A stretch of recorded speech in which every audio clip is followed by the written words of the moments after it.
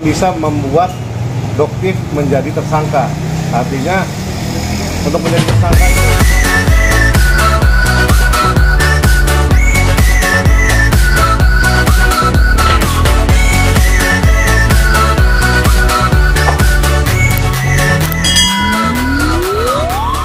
Oki menghilang.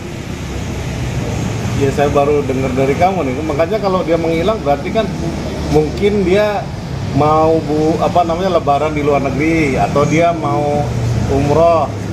Saya nggak ngerti juga ya, karena kegiatan hari-harinya saya nggak tahu.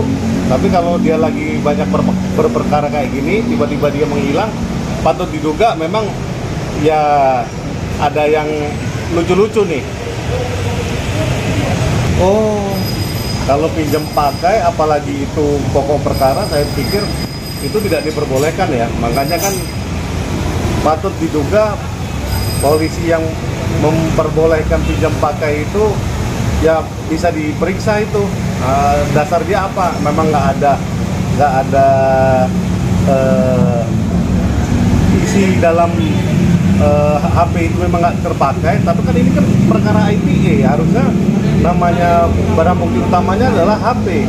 Jadi nggak bisa tuh harusnya dipinjam pakai. Ya kita lihat ya pemeriksaan berikutnya ya, karena memang terus terang kalau dilihat bukti pemerasannya dari ini guliran dari MM kan. Ya mungkin kalau memang dari gelar perkaranya memang terdapat bahwa Dr. Oki itu memang mau ditarik sebagai saksi atau ditarik sebagai turut serta dalam perkara NM, ya kita lihat dari gelar perkara yang dilakukan oleh polisinya. Ya, yang pertama yang mesti diklarifikasi adalah dari rekan Andreas, memang apakah betul Doktif sudah jadi tersangka? Itu dulu yang pertama. Yang kedua, ketika mengomentari kalau memang dia sudah jadi tersangka, berarti ada dua alat bukti permulaan ya, memang yang bisa membuat Doktif menjadi tersangka. Artinya untuk menjadi tersangka itu melalui proses gelar, Mas. Jadi nggak mungkin dia ujuk-ujuk polisi itu menetapkan seseorang sebagai tersangka tanpa ada lidik dulu. Nah, untuk menaikkan sebagai ke posisi sidik, dia harus gelar penyidikan dulu. Nah, setelah dia gelar penyidikan, ditemukannya awal adanya tindak pidana. Nah, ditentukan siapa ini tersangka-tersangkanya, siapa pelaku utamanya, siapa yang membantu, turut membantu melakukan. Nah, di situ kalau memang dia sebagai tersangka utamanya, otomatis tidak lain tidak bukan, ya bukti permulaannya cukup. Nah, memang itu saya tidak bisa menentukan itu ya, karena itu 100% kewenangannya penyidik. Nah, cuman kalau dari awal mula cerita dari sengkarutnya yang skincarean ini, memang kalau kita lihat-lihat ada namanya selebgram ataupun influencer yang dengan sadar mengejar, menyudutkan salah satu merek atau produk skincare itu untuk mendapatkan hasil. Saya kurang ngerti ya, memang apakah itu dengan pola metodologi, memang segi yang dituduhkan itu patut diduga pemerasan untuk mendapatkan hasil dari brand-brand yang ada itu, dan mereka mendapatkan hasil perdamaian ya. Jadi dikasih, oh lu jangan ngeributin gue lagi, terus gue kasih duit, lu stop mereview tentang produk itu. Terus terang itu menjadi sesuatu hal yang meresahkan di Indonesia. Karena kenapa? Skincare itu adalah produk yang bersentuhan langsung dengan tubuh manusia. Artinya negara wajib hadir untuk melindungi warganya, bahwa jika ada skincare yang memang merugikan kesehatan warga negara Indonesia, wajib hukumnya tanpa harus direview ya sama influencer ataupun selebgram yang notabene patut diduga mencoba memeras merek-merek tersebut itu harusnya tidak langsung, nggak perlu nunggu ada review ini, review itu, nggak perlu, harusnya langsung ditindak. Nah, yang saya bingungkan karena menjamur ya, mungkin lama-lama nanti itu mengakibatkan produk yang asli Indonesia itu menjadi tidak dipercaya lagi. Karena kenapa? Ya, yang jelas-jelas aja pertamax aja dioplos. Nah, nanti skincare ini model apa aja? Ada yang overclaim, ada yang segala macam, isinya hoax semua. Makin lama nggak karuan. Negara ini wajib hadir, pemerintah ini wajib hadir melindungi masyarakat.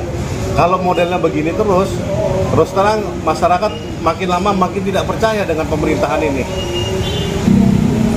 Praktek sedemikian itu sudah lama dilakukan di dalam dunia bisnis. Karena memang di dalam negeri yang tidak pernah punya kepastian hukum seperti negeri Indonesia ini, sistem-sistem pola yang sedemikian ini dilakukan untuk menyerang lawan bisnisnya. Dilaporkanlah, diganggulah, sehingga dia tidak bisa berbisnis dengan normal. Nah, akibatnya apa? Karena tidak adanya kepastian hukum di negeri ini, mau berusaha pun jadi sulit. Pengusaha yang sudah ikutin aturan menjadi nggak karuan, bingung. Karena kenapa? Kalau dia nggak diperiksa sama oknum polisi, diperiksa sama oknum-oknum BPOM dan sebagainya, kadang-kadang juga diperiksa sama ormas. Makanya tidak ada kepastian hukum, ini menjadi PR terbesar di pemerintahan ini. Makin lama, makin Indonesia itu makin gelap, bukan makin terang. Dia seperti janji skincare yang membuat terang kulit, tapi ini membuat gelap suasana di Indonesia. Sebetulnya nggak sulit ya, artinya gini, regulasi tentang permaklonan, perskincarean itu sebetulnya regulasinya sudah dibuat sedemikian rupa oleh pemerintah. Cuman karena memang saking rumitnya, banyak yang namanya skincare itu modelnya dia mau potong kompas, karena mau cuan cepat. Ada yang langsung impor ke luar negeri karena mereka produksinya besar kan. Jadi mereka bisa produksi cepat, terus dimasukin sini bahan mentah, langsung di packing, langsung dijadiin atas nama mereka sendiri. Itu bisa. Nah, cuman masalahnya tingkat barang-barang berbahaya atau bahan-bahan berbahayanya itu berbeda antara yang di luar negeri dengan yang di Indonesia. Nah, di luar negeri yang dikatakan itu biasanya itu standarnya lebih rendah. Nah, di Indonesia itu memang agak rumit. Karena kenapa? Ingin melindungi warga negara Indonesia. Karena terus terang, salah skincare itu penyebab utama kanker. Itu dari penelitian di luar negeri. Salah skincare akan menyebabkan penyakit yang berkepanjangan. Nah, artinya pemerintah, saya himbau kembali lagi dan tegaskan kembali lagi, pemerintah wajib hadir. Karena kenapa? Yang pakai skincare itu di Indonesia bukan 1-2 orang, ratusan juta, dan dia pakainya tiap hari. Bisa dibayangkan, itu sama dengan nasi.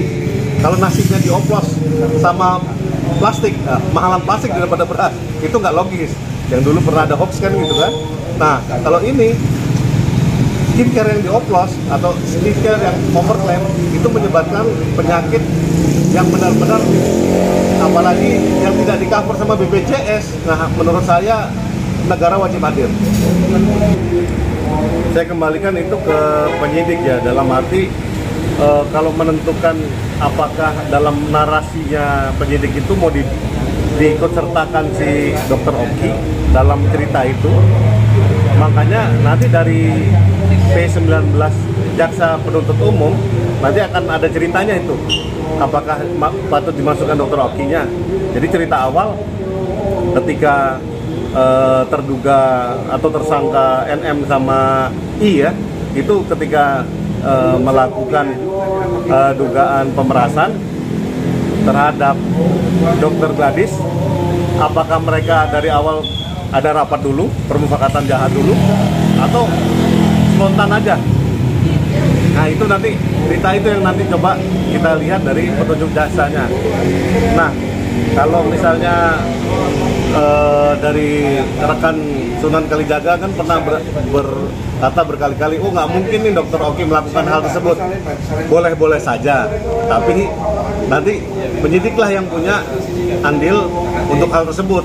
Artinya ketika dia memang yakin bahwa Dokter Oki itu patut dijadikan tersangka lagi karena memang bersama-sama dari awal bermufakat untuk mentarget Dokter Gladys untuk menyerahkan sejumlah uang, dia tidak bisa ditolak lagi bahwa dia harus jadi tersangka. Berarti bos teman juga ya? Pasti, karena kenapa? Yang awal ini kan 2 orang, NM sama I, ya kan, yang jadi tersangka. Karena yang satu terima duit, yang satu yang ngomong. Nah, yang satu lagi bermufakat nggak ini? Pakai caranya? Apakah ada sebelumnya bersepakat setelah ngomong, setelah terima uangnya, nanti dibagi nggak? Ngalir nggak uangnya? Nah itu nanti ceritanya di situ.